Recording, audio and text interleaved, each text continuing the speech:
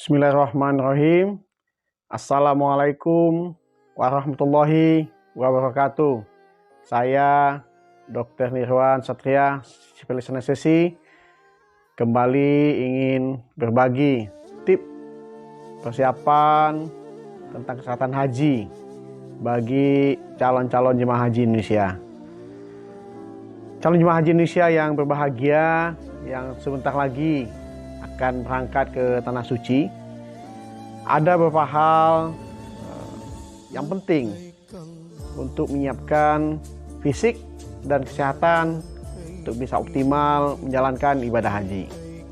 Karena ibadah haji itu pun sendiri adalah ibadah fisik. Jadi dibutuhkan fisik, dibutuhkan mental untuk bisa melaksanakan semua rangkaian proses ibadah haji dengan optimal. Calon jemaah haji yang berbahagia. Pada sesi ini kita akan bahas persiapan-persiapan sebelum berangkat. Apa-apa saja yang mesti dilakukan supaya tidak mengganggu persiapan perjalanan calon jemaah haji sampai ke Tanah Suci. Jadi ada hal-hal penting walaupun sepele tapi tidak akan mengganggu. Kalau kejadian malah akan menjadi terganggu. Yang pertama adalah mengubah kebiasaan orang-orang kita nih kalau mau berangkat jauh, mau menjalankan ibadah jemaah haji, menjalankan ibadah haji. Itu ada kebiasaan 2 minggu sebelum berangkat, itu rumah selalu ramai dikunjungi tetangga, ramai dikunjungi oleh sanak famili, karena memang itulah kebiasaan kita. Nah, tapi hal-hal yang ini jangan sampai mengganggu para calon jemaah haji. Apa yang saya maksud mengganggu? Mengganggu disiplin waktunya, mengganggu istirahatnya, mengganggu jam tidurnya. 2 minggu sebelum berangkat, jemaah haji Indonesia harus tetap disiplin dengan waktunya. Ketika jam istirahat harus istirahat, jam tidur harus tidur. Jangan sampai dengan tamu yang banyak, dengan segala macam pesanan. Biasanya banyak tuh yang menitip, panjang listnya, banyak listnya. Nitip doa ini, nitip doa itu. Kemudian belum lagi yang menitip oleh-oleh, dibikin daftar. Nitip ini, beliin itu. Dan itu bisa membuat calon jemaah haji menjadi tidak tenang, stres, bisa mengganggu tidur, mengganggu ketenangan. Kalau calon jemaah haji Indonesia stres, tidak tenang, ini bisa menyebabkan asam lambungnya meningkat. Kalau asam lambung meningkat, ini akan mengganggu kesehatan calon jemaah haji. Kalau di awal-awal persiapan keberangkatan kesehatannya terganggu, nah ini akan menyebabkan nanti ibadah hajinya tidak optimal. Nah, untuk itu 2 minggu sebelum keberangkatan, calon jemaah haji Indonesia tetap tenang, disiplin, rileks, sehingga asam lambung tidak perlu naik, kemudian jam tidurnya cukup, kemudian disiplin waktu.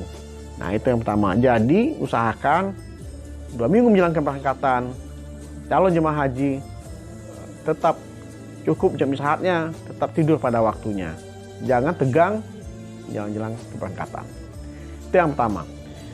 Yang kedua adalah persoalan bawaan ini. Nanti calon jemaah haji Indonesia itu akan diberi 3 tas. Yang pertama adalah tas kecil, yang ini nanti kemana-mana kita mesti dibawa. Itu biasanya kita sangkutkan di leher kita. Apa saja isi tas kecil ini? Nah, ini nanti dibikin list. Apa isi tas kecil, apa isi tas ke kabin yang dibawa langsung oleh jemaah haji Indonesia. Kemudian koper. Nah, kalau koper ini juga nanti begitu diberikan kepada petugas, nanti koper kita akan ketemu lagi oleh kita adalah yang bisa kita buka pada waktu di penginapan kita di Mekah atau di Madinah. Nah, untuk ini jangan salah memasukkan Nah, maksud saya seperti ini, harus dibikin listnya. Tas kecil yang di leher itu apa saja isinya? Yang pertama adalah tentu identitas ya, identitas, kemudian paspor. Paspor, jangan sampai sering ini kejadian belum berangkat baru di embarkasi paspor sudah hilang gitu ya. Kemudian ke kamar kecil, tasnya ketinggalan. Nah, ini jadi tidak penting juga hal-hal yang tidak penting dimasukkan ke dalam tas kecil ini. Kemudian tas ke kabin, apa saja isinya? Nah, ini mesti diperhatikan. Ini adalah isinya adalah pakaian ganti selama dari perjalanan dari rumah ke embarkasi, dari embarkasi ke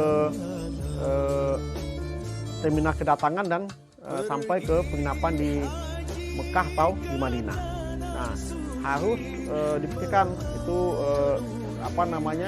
pakaian gantinya. Nah, mesti diingat juga jemaah gelombang pertama dan gelombang kedua ini berbeda. Kenapa? Jemaah gelombang pertama itu langsung ke Madinah, gelombang jemaah kedua langsung ke Mekah. Nah, apa perbedaannya? Kalau jemaah gelombang kedua itu perlu ihram. Kenapa? Karena sampai di Mekah langsung nanti umroh kedatangan. Berbeda dengan jemaah gelombang pertama yang ke Madinah, jadi tidak butuh ihram. Nah, untuk ini tas yang ke kabin bagi jemaah gelombang kedua yang ke Mekah ini jangan lupa ihram dimasukkan ke tas menengah ini, tas yang dibawa sendiri langsung ke kabin. Jangan dimasukkan ke koper, karena kalau ihram dimasukkan ke koper, nanti begitu datang mau umroh mau persiapan ihramnya malah di koper, tidak bisa memakai ihram. Nah, hal-hal seperti ini harus menjadi perhatian. Kemudian koper besar juga tidak semuanya mesti masukkan ke koper besar. Bawalah pakaian secukupnya, bekal secukupnya, jangan nanti malah menyulitkan. Bahwa ini bagi calon jemaah haji yang laki-laki, bawa rokok banyak, nanti bisa menjadi masalah di imigrasi, proses imigrasi jadi terganggu. Nah, kalau di proses bandara saja sudah berlama-lama bikin stres, ini nanti asal lambung juga meningkat, akan menyebabkan kelelahan mental ya, lelah mental dan lelah fisik, proses berlama-lama. Kenapa? Karena di kopernya macam-macam, dan sering kita lihat berita sebelum ini ditemukan bermacam-macam di koper itu. Maka itu tidak perlu bawa hal-hal yang tidak penting. Masalah makanan, nanti di sana jemaah diberi makan. Kalau mau belanja makanan di Mekah, di Madinah, semuanya ada. Jadi tidak perlu membawa hal-hal yang tidak penting ke dalam koper. Nah, kemudian berikutnya lagi adalah yang ketiga, obat-obat rutin yang biasa dikonsumsi ini harus dibawa. Jangan mengandalkan tenaga kesehatan. Isunya, nanti obat disediakan. Bawalah obat yang biasa kita konsumsi, siapkan selama kita menjalankan ibadah haji.